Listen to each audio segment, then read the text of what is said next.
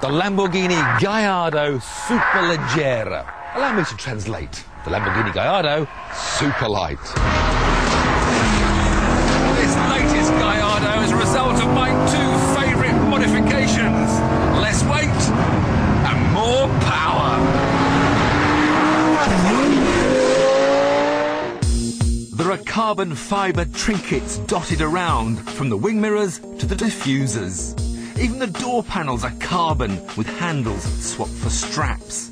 The seats are each made from one piece of, you've guessed it, while the prettiest view in the world is now through plastic. Beneath it lies a 5-litre V10 producing 530 horsepower. Surely too much for a road car? Well, no, because it's not often you're going to use all of it in any case. And when you do, there's both four-wheel drive and ESP to stop you getting into trouble.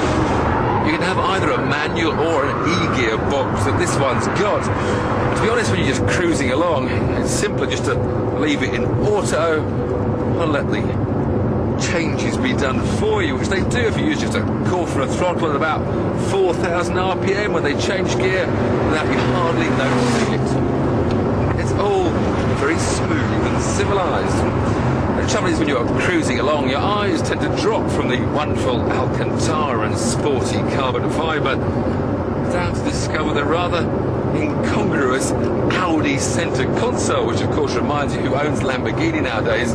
You suddenly realise that you're holding an RS4 steering wheel. It kind of spoils the feeling. So to get rid of the distractions, there's only one course: more revs, which can be achieved with the press of the sport button, which now does sporty automatic changes. The only trouble is, it changes gear when you don't expect it to, and sometimes it changes gear very violently. Not what you really want to hear when you're spending £151,000, which means this car costs 26 grand more than the standard Gallardo. And don't think there's a huge performance gain either. It's just 100 kilograms lighter, and the power increase is only 10 horsepower. So top speed remains at 196 miles an hour, and the 0 to 60 time improves by just 0.2 to 3.8 seconds. So, unless you're buying a Superleggera for bragging rights down the pub, we perhaps need to find a different arena for this car to really show its improvements. When we put the standard Gallardo up against a Ducati 999, it was one of our most exciting challenges ever, with the bike just coming out on top. Now it's time for a rematch between the new improved Lambo and an all-new Ducati.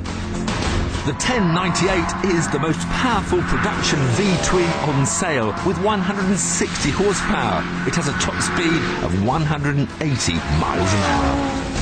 It'll be ridden by Leon Haslam, currently battling for the British Superbike Championship. He has a reputation for being a bit of a daredevil on a bike, and will need every ounce of skill to beat the car over 3 performance challenges. Now, Leon, I thought we'd start with a nice little tight slalom test, because you see I've got 530 horsepower. I can launch to 62 in just 3.8 seconds, so I thought that would probably sort you out. Well, you're a lot wider than me, sir, and I'm pretty confident you're a clipper cone, so I think I'll get this one. Oh, yes, thank you. You watch this launch, Leon. This is how it works. Sport, ESP, gear, foot off brake, wait for the flag to drop, and launch. Well, it took off all right. I say it's cones. Yeah, they're all right. 5 seconds, penalty.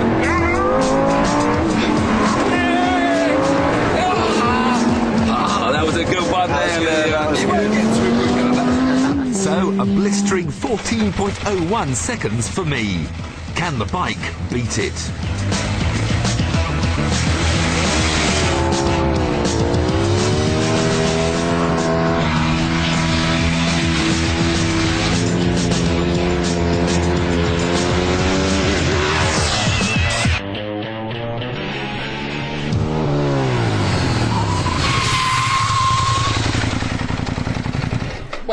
Well, you just beat me. Just beat me. I can't believe it.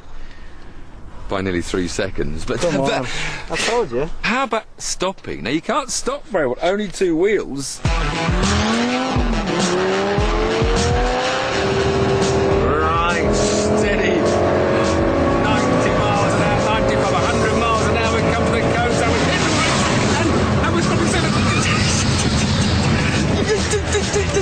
We're meeting. 1, 2, 3, 4, 5, 6 yards or so, and you've just gone into the back of the bus, and I've stopped right away, right back there, look. Well, so you got to win something today. That's one each. On then to the final test, a head-to-head race over 2 laps with a rolling start.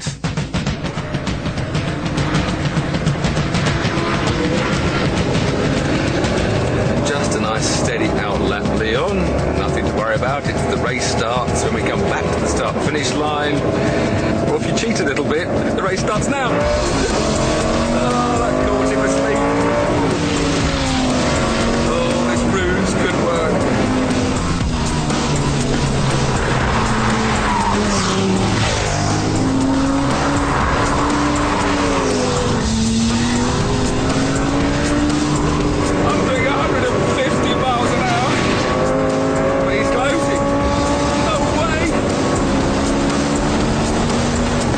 On the entry to the corner, the car's superior braking kept me in front. But on the long straights, it was another story.